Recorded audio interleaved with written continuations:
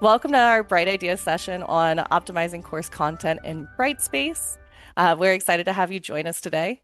Before we get started, I just want to let everyone know closed captions are available, so feel free to turn them on or off depending on your needs.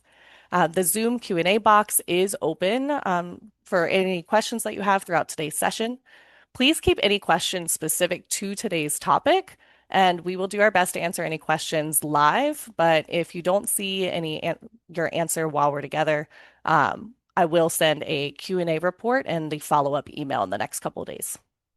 Today's session is being recorded and will be posted to the Bright Ideas for Higher Education YouTube playlist. You can expect to see that video posted within a week. And in the coming days, we will send that follow-up email to all registrants with a link to that YouTube playlist, the copy of the Q&A report, a copy of the slide deck, which contains additional resources, and a little survey on how the session was. So for now, I am going to go ahead and close the chat real fast because I am going to add some resources in here soon. But I'm going to have fun looking through all of these places in a little bit. So, for our agenda today, we are starting with just some welcome and introductions. From there, we will move on to kind of how to structure your course, how to adapt for different delivery models, some multimedia accessibility and improving courses, and then some Q&A and discussion time at the end. So my name is Victoria Fulhenshaw, and I'm a customer enablement specialist at D2L. Joining me are some colleagues from D2L's Learning Services team, and I will let them introduce themselves. So, Lindsay, I'll let you kick it off. Perfect. Thank you. Hi, everybody. My name is Lindsay Dinney. I'm a senior instructional designer on the Learning Services team. I've been working in the EdTech space for about 10 years now, and I'm excited to chat about optimizing course content, and I'll pass it over to Denny. Thank you, Lindsay. Much like Lindsay, my career path is quite similar. So I am also a senior instructional designer at D2L's Learning Services team. I've been in the instructional design space as well for nearly 10 years. I have a focus in higher education, but I've worked in a variety of different settings and yeah, looking forward to sharing some knowledge with you. And go ahead, Yeah, Jess. I can jump in. Hi, everyone. Jess Bickle. I am a manager of our instructional designers here with the Learning Services team. Similar to Lindsay and Denny, been in this realm for about 10 years now, and I will be leaving the expertise to the two of them for the most part today and just helping assist in the chat. So again, put those questions in there and we'll try to get them answered for you. Awesome. And before I let these experts take over, I am going to give us just a few more introductions and some background information. So, for those who aren't familiar, D2L is the company that we all work for. Brightspace is our product, a learning management system. And depending on where you work, you might call Brightspace something different like Avenue to Learn or Power Ed. Although your LMS may go by a different name, as long as you're here, then it likely refers to Brightspace. And then we also have Brightspace Community, which is D2L's free online website where members can find great teaching and learning information, share best practices, and connect with other professionals using Brightspace. So I will add a link in the chat for you to register if you are not yet a member. I'm going to kick things back over to Lindsay for her to continue things off for us. Perfect. And I'll actually, sorry, I'll stop sharing so that way you can share for me. Perfect. All right. So as we get started, we just wanted to kind of go over what the learning objectives are. So by the end of this webinar, what you're going to be hopefully gaining from it. So we are going to be looking at designing effective courses for multiple delivery models. We're going to be applying multimedia and how to apply multimedia and accessibility best practices, and then leveraging expert design strategies for improvement. So the goal is that by the end of this, you'll feel confident in these three areas.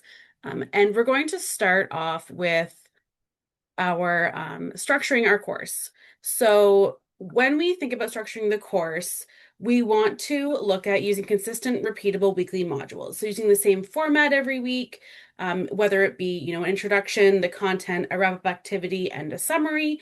And that gives learners just a chance to, expect what's happening every week. They're not coming in wondering what it's going to look like. And then the focus will be really on the content and not how to navigate it. We also recommend breaking content into manageable chunks. So breaking it up into multiple pages, whether that's related by topic for that week or activities. And that really gives learners that visual cue that they can take a break there. So at the end of the page, they can, step away, get a drink of water, whatever that break may look like for them. And they know that they are done with that section. That really gives them that visual cue so they don't feel like they need to sit there for, 3 hours completing the content. We also recommend adding in a completed introduction module. I'm going to go into this a little bit in the next few slides. But this gives learners that one place that they can go to find all the information that they need for that course. It makes it really easy to find all that information for them. They're not looking through multiple pages. And then lastly, using HTML templates for content creation. We're going to go into this a little bit more too in the next few slides. But that gives students a consistent look and feel as they are going through their course. Also, HTML templates that come from D2L are accessible and mobile responsive, which is super important.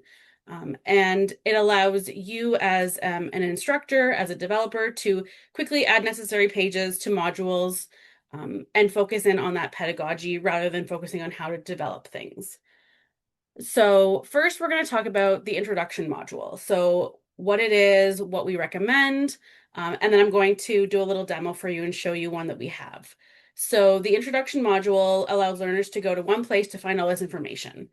We recommend putting it all in a getting started module or introduction module rather than in the first week of content. That way it is fully separated and it gives learners a visual cue that this is general information about the course and not new learning.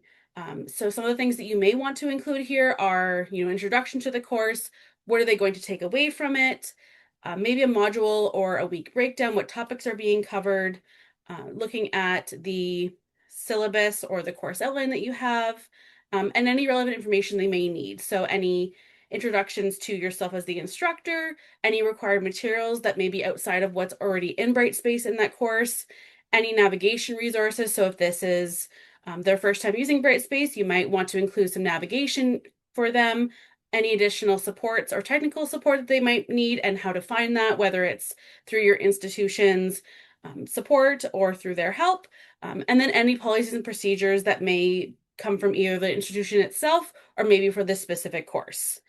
So I'm going to give you just a little bit of a demo here on that. So you can see here we have our demo course here. This is a course that we have created ourselves to showcase some of this stuff. So here you can see we have a welcome module. Again, it just gives learners a chance to identify what they're going to be looking at, what they're going to be learning. We have all of our course learning outcomes here. And this is a little sneak peek into the HTML template. So this does use an HTML template.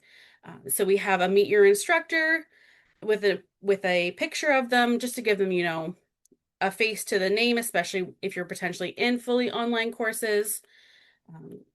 How to contact them. This one, we happen to have a discussion board that they can use as well as emailing. We go through some course navigation. So how to navigate the pages. We talk about what might be in the navigation bar, letting them know that everything is responsive, letting them know what expectations there are for discussion boards and how to use the assessment tools, such as the assignment and the quizzes. Here, this one is meant to be, you'll see, and as Denny gets into it, so there's a little bit more in this course than a typical course, but this one we've actually fully pulled the course syllabus into an HTML page. So they get their course overview, their course learning outcomes here, and the module overview in an accordion panel with those module level outcomes. And this is just, again, a chance to make it a little bit more accessible. It's not a PDF that's attached. It's actually built out for learners so they can see it all here in person without having to download something. We also have our additional support here. So this is, these are things you could include. Again, it's going to depend on your department and your institution as to what you would like there. And then you would potentially include skills, technology, and resources. So expectations, any requirements for their technology, And then in this one, we happen to include a next step. So that just lets learners know, okay, you're done with this module. Now you're ready to either go on to the next content, or we've told them to, explore the homepage, get ready to get familiarized with Brightspace before you do jump into it. So as I'm going through this, you do see that we have the same font, colors, styles of all of our elements here. This is part of what is considered our HTML template. So an HTML template is a great way to really to allow your content to be engaging, accessible, consistent, and responsive. So the template that you saw there and that you'll see in our demos is one that was developed by our learning services team. If you want to engage with our team, we could develop one for you. You can feel free to reach out to your CSM and they can get you in contact with us. But if that isn't an option for you at this time, there is a free version of our HTML template in Brightspace community. So I have provided a link here as well, and anyone can download that and use it in their own Brightspace instance. So these are a couple screenshots of what it looks like. You can see it's kind of similar to what was in that course there, but really when you look at the HTML templates, you can see that it makes your content really visually appealing. There's layouts, columns, callouts, other web elements that draw attention to the content. It also ensures that learners aren't seeing just a wall of text, but giving them those visual breaks to process that new information. All of the HTML templates work really well with any screen readers or assistive devices, removing those barriers. It allows for consistency for your brand identity too across all your courses at your institution. And it is responsive too. So it will display properly on any screen size. So if we have, for example, two panels that are side by side, they will actually pop down so they're on top of each other. And that way students aren't having to scroll ever left to right, they're only scrolling up and down. These also allow faculty to save time on actually building the content and focus on content and pedagogy rather than formatting. When you do get these, you can see on here that they do have some instructions with them for prompts or placeholders or how to use them. So we're giving you that information as well as you're building, so you can again focus on that content rather than the formatting of it. So these are all general things that you can think about for any type of delivery model. So I'm going to pass it over now to Denny to talk about delivery models in a little bit more detail. So stop my sharing. Thank you, Lindsay. I will take over the sharing. You should be able to see my screen in a second. Perfect. So yeah, as Lindsay mentioned, I'm going to cover a couple different points to consider when you're looking at different delivery models. And just from the results of the poll, it looked like we did have a pretty good spread of individuals that use a variety of delivery models. I think it was 45% used primarily the fully online model, around 30% used a hybrid model, and 20% roughly used an in-person model. And it's important to think about the model that you're using because I think it's going to guide how you use tools. I think one important thing to remember is that tools aren't restricted to specific delivery models. They can be used across each model, and I'll show you that in a minute. But how you deliver the tool or how you instruct students to use the tool is what might actually change when you're using it in a different setting. There are some best practices that would apply to any delivery model that I will highlight as well. Some of these would include things like clear and simple navigation. Regardless of how you're presenting your course content, you should have those clear instructions to navigate the content so students know what they're seeing and why it's important and why it's coming up now.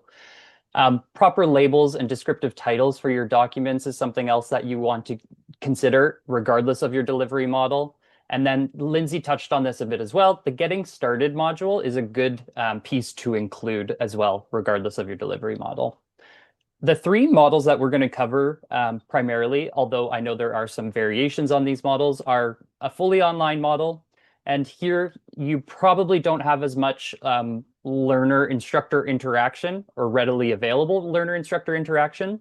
And so it's important to be really considerate of how you use your instructor presence in a fully online course. Another thing to consider is flexibility in how you deliver the content and how students engage with it. For the hybrid model, which is sometimes also referred to as a blended model or a flipped classroom, this is where you combine portions of the core or of the lesson online and in person. And the biggest, I think, discerning factor in your design choices is going to be whether you decide something belongs online or whether it should be done or engaged with in person. And I'll have some examples of that in a second as well. Another big thing to consider when you're using a hybrid model is making sure that you have a smooth integration between the in-person portions and the online portions. So if things feel disjointed, or if it's not very clear what a learner is expected to do online or in person, you can end up with a situation where learners are missing content, learners are missing items that they needed to bring to class or bring to the online portion. And so it's important to make sure that you're clearly communicating in what you write and what you say, what needs to be done when and where. And then the last model, which is the in-person model, here you do have much more instructor presence usually. It can come in a couple different forms still, but generally you can lean on or rely on that instructor presence to do some of the heavy lifting when it comes to things like navigating the course or accessing content. The LMS is still important and it can be used in a more supplementary manner. However, it's probably not going to be the primary location where learners are engaging with the content. And synchronous activities in an in-person model are highly beneficial. That's where you can tap into collaboration opportunities, as well as get some more live on-the-spot feedback, which is always good. I'm going to switch gears now a little bit to jump into a demonstration of some of these items. Lindsay talked about the getting started module already, so I'm not going to spend too much time there, but I do want to highlight that this module can be adapted for any of these delivery models, yet it's still important to consider or to include in each. I think what you might find different is you might have more content in this getting started module if you are using a fully online delivery model. So you might need to put in more information about contact information, support, where students can reach out to learn more about different tools and resources they're using. Whereas, again, if you're in person, the instructor can do some of that heavy lifting, or they can provide that information in a different way. A couple things to highlight and notice in the 3 different delivery models. So the first thing is the introduction page is going to it could look a little bit different. Again, this is just one example across many different ways to do something. But the introduction page for a fully online course, or sorry, an in-person course, should probably not have too much engagement or too much of a hook. I think it's more important to do that in person because it's an opportunity that you have to engage the learners with the content. So that might be done in person, but online you can leave them with their learning objectives, which can be a good navigational point or a good compass for their learning. And you can also include important information, such as those weekly readings, as a second point of access. If you look at the hybrid models or the online models, again, there's similarities in some of these, and the hybrid model looks very similar to the in-person model. But when we move to the online model, something different that was done here was the choice to use a video to engage the learners. I'm not going to play and click through the entire video, but it takes that kind of module description text and presents it in a different format. So again, you might not have an opportunity to engage the learners or have that hook piece. Consider using different media alternatives or media pieces there to engage them in these fully online formats. Moving along from the intro page, you'll notice we used a module checklist in all 3 models. This is a valuable tool that could be used, again, anywhere. I think it's important to think about how you're using the tool more so than rather should you use a tool, yes or no. Think about the instructions or what you want it to accomplish, and then that can guide how you design it. The biggest change in the biggest change to the content in the 3 different delivery models is likely going to come when it gets to your lecture content or your course material, the actual teaching. And in the in-person model, it's pretty common to provide the content almost just as a file for them to access and navigate on their own. So you're assuming in an in-person model that the lecturer and the instructor is going to talk them through the content as they're working through the lecture slides. And so in an online model, you can provide those lecture slides, again, as kind of almost like a database or a repository for the information, but the core teaching is likely going to be done in person. So you'll notice that there isn't as much context provided around the lectures. They're simply just kind of dropped into the table of contents. And one thing to call out here that I think is important to note is, regardless of your delivery model, you shouldn't aim or end up with just a repository of documents and resources. That goes for fully online all the way to a fully in-person model. Essentially, if that's the route you wanted to go, you could simply just create a drop folder and then have everything in there. But to make the course effective and to kind of optimize some of the tools, it's important to remember some items could be dropped into the table of contents simply as a document, such as the lecture, because that extra content is being provided in person. You'll notice as we move into the hybrid models as well as the fully online models that this lecture content has been adapted to be a little bit different. So in the hybrid model, we've created a little bit of an engagement piece again to get the learners started with the content without without covering all of the lecture content online. So this would be something you might see in a flipped classroom where you could start the learners with a bit of the information, provide them with some contextual or background information that they might find valuable before jumping into the lecture. There's a small engagement piece, again, to keep them engaged, as well as an opportunity to kind of start learning the content or start accessing the knowledge. But the resources for the actual lecture content can still be provided in this hybrid model as either a way for students to access them if they missed the class or if they weren't in the in-person portion. But they still get all that content. It's just delivered slightly differently. Moving to an online model, you'll notice the biggest changes were made here. So again, we have that kind of hook page to present some of the introductory content of the lecture first. And then another thing you'll notice is we've built out more of the content as HTML content. And this is where you can kind of tap into some more interactive and engagement pieces, as well as opportunities to reflect or to do some diagnostic assessment. And it's important to note that you will still need to embed or weave in the activities into the lecture content with this fully online model. You simply can't, or you shouldn't, I wouldn't recommend it, putting all of the activities towards the end of the lecture content. It's important to engage the learners throughout and to provide those opportunities for practice, whether it's formative or diagnostic or summative, during the lecture content.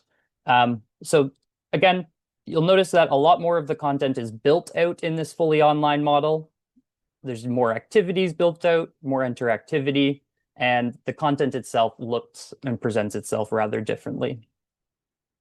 And then real quick, the last two items that we've kind of included throughout, or I think you can adapt or change based on the model, but are still important, are your conclusions or your summary pages. And in an in-person module, in the hybrid module, your summary is, again, going to be a nice bookend to let them know that this is where the content ends or this is where you need to start. Now let's switch gears either to the next week, the next topic. Whereas in a fully online module, again, it's going to act as that bookend, but you're really going to want to consolidate their knowledge as well and provide clear instructions too as to where they're going next, because you don't have that instructor guidance throughout. The survey tool is another great tool that you can adapt for any model. It can be used as more of an attendance piece if you are fully in person. It can be used as a checklist to just ensure that students are completing all the tasks for that week if you are doing a hybrid or fully online model. There's lots of flexibilities in how you use and present these tools. Now, jumping back to the presentation, which I believe should be shared there, I'm going to talk real quick about accessibility and how this might be different across delivery models and how some considerations for all of these delivery models. Accessibility is a very, very large, complicated topic. There's a lot that goes into it, especially when you factor in web accessibility and the accessible content in an offline environment.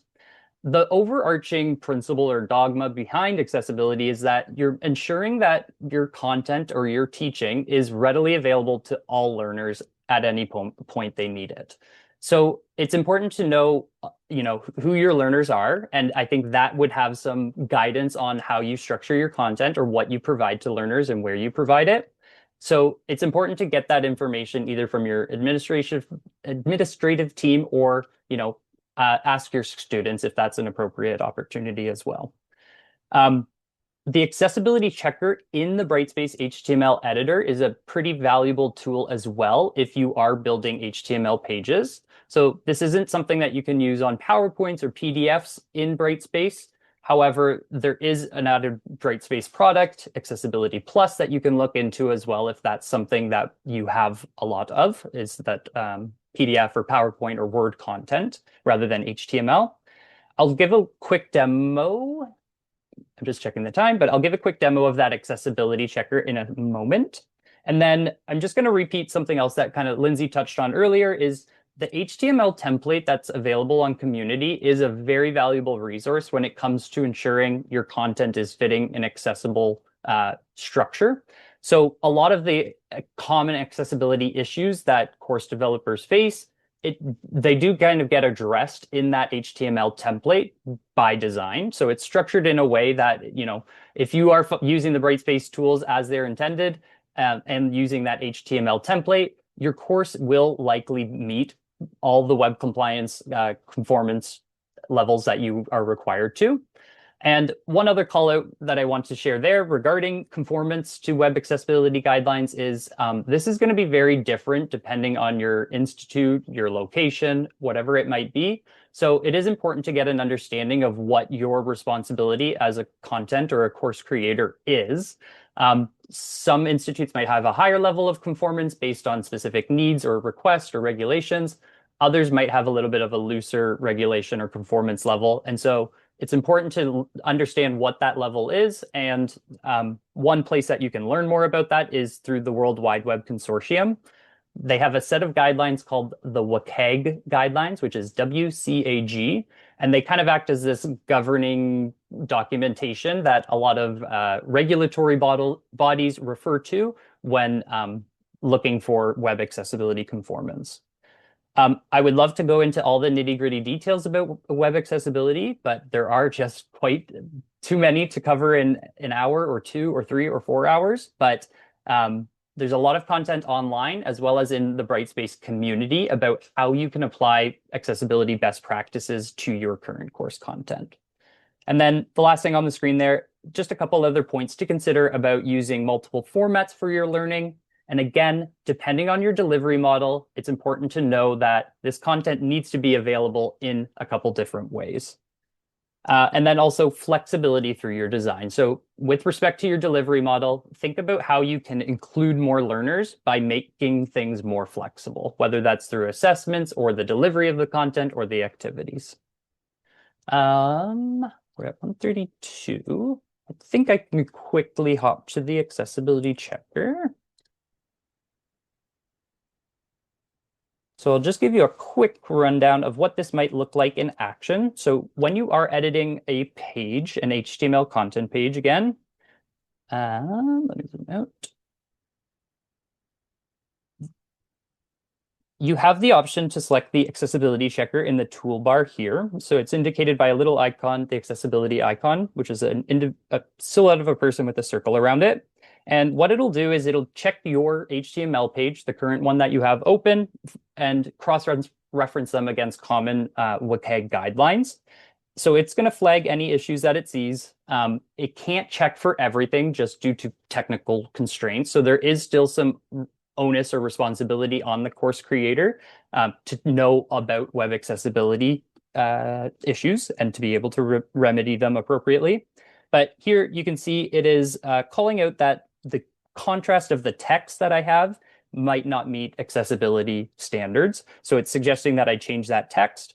And that is just one other thing that I want to remind you of is if you are using a style sheet or applying style after or onto your HTML pages, what you see in the HTML editor might be slightly different than what is applied after your style sheet is applied. So this particular issue is being called out in the accessibility checker. However, when we look at the page, that banner has some style applied to it, and it's actually a yellow color. So it is okay. It does pass that high contrast requirement, which is another good reminder that there is this human element that's always important to consider and important to incorporate when you are doing web accessibility remediation. Not everything can be done automatically. That's just a limitation of the technology currently, but it gets better. But if you're auto-generating an alt tag for an image, you might want to just double check what that alt tag says so that you have, the final say in what is being included in your course content. And like I said, the accessibility checker also has flagged that the image I have does not have an alternative description. So I can mark it as decorative right in this tool in the accessibility checker and click prepare, simply because this one I'm going to ignore. And then I get the little success notification, but it is a decorative image. It doesn't provide any additional context, so it can be marked as decorative. I can save and close, and that page has been accessibly remediated. I believe I'm going to hand the mic back to Lindsay now, so I'll stop sharing my screen.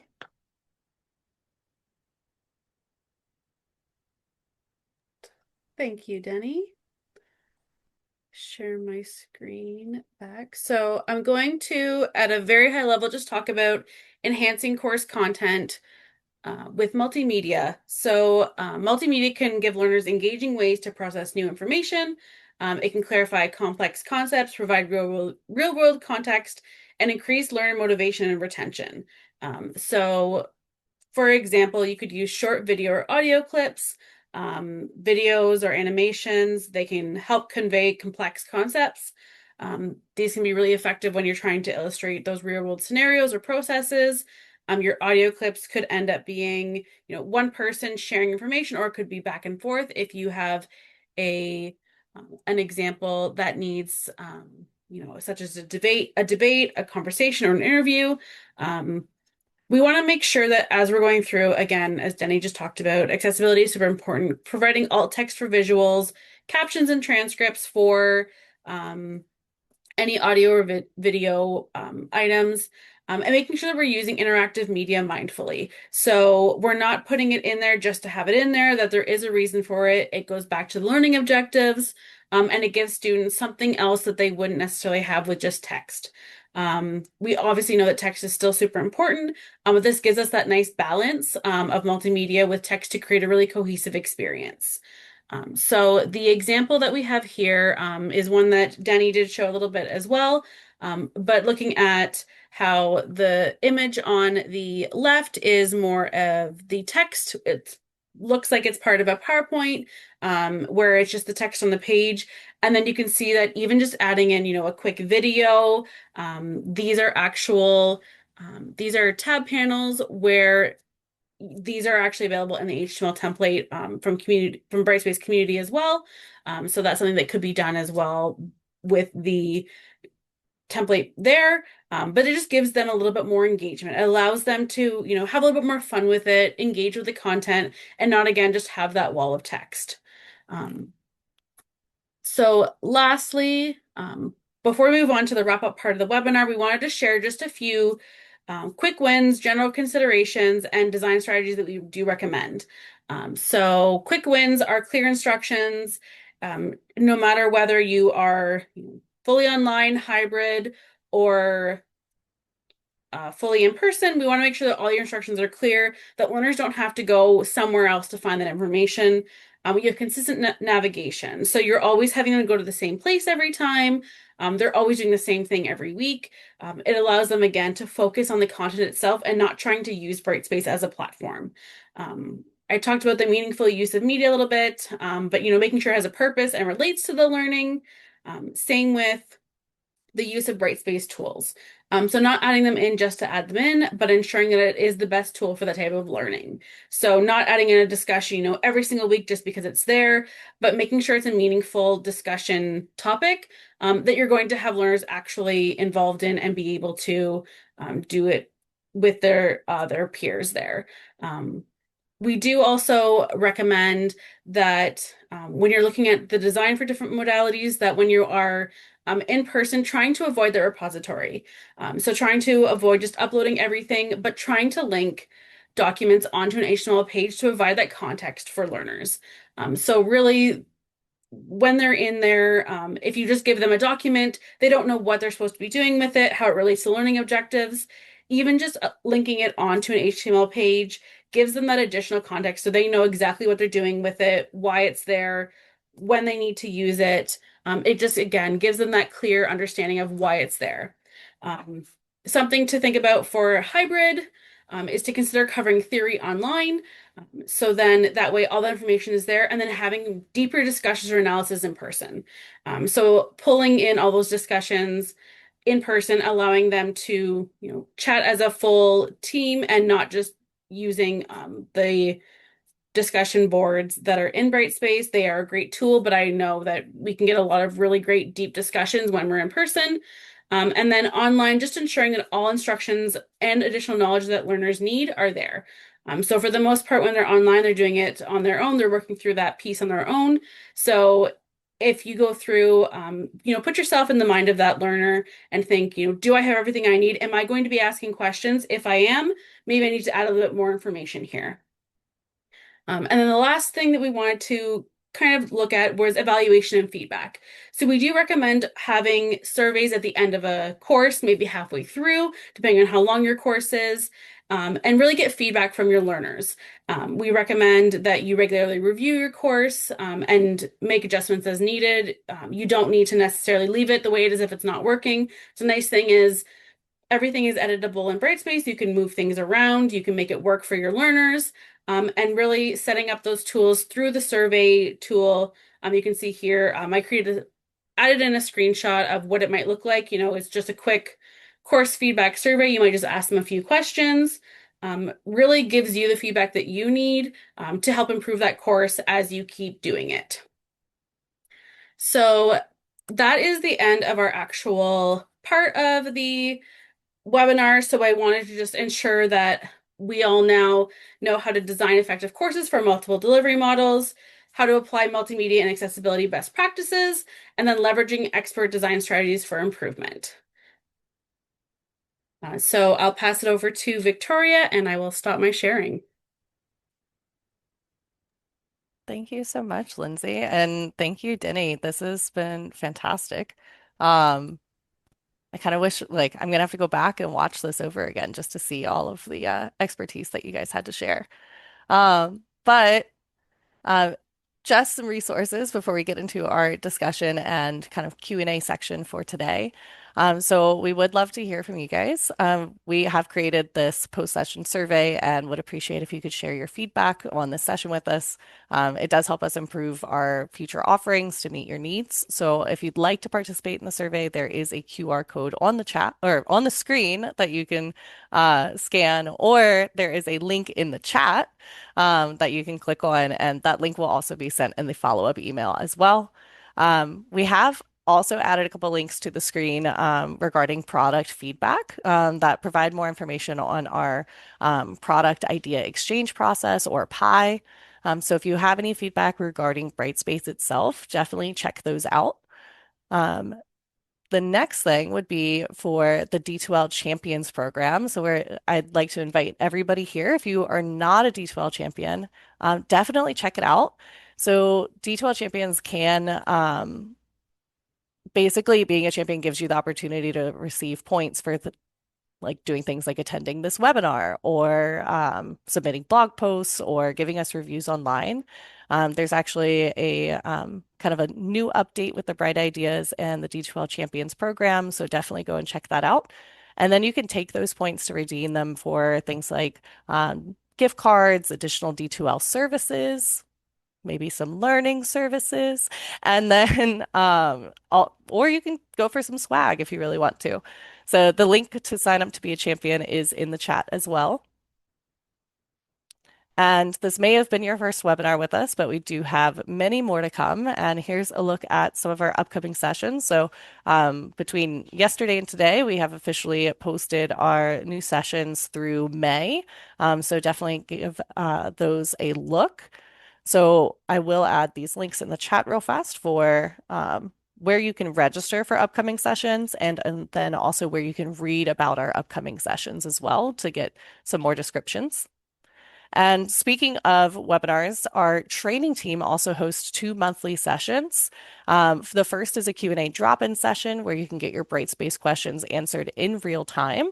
And then the second is focused on what's new in Brightspace using our monthly release notes.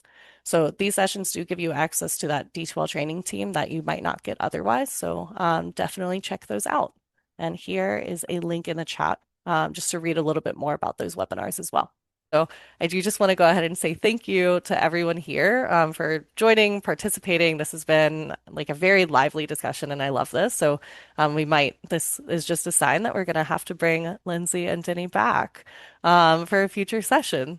So real quick before we leave, as a reminder, we will send a recording of the session out to everybody. It will be posted on our YouTube playlist, a copy of our Q&A report with any questions that we have gotten to or questions we haven't gotten to yet. All of those questions will be answered in our Q&A report in the follow-up email.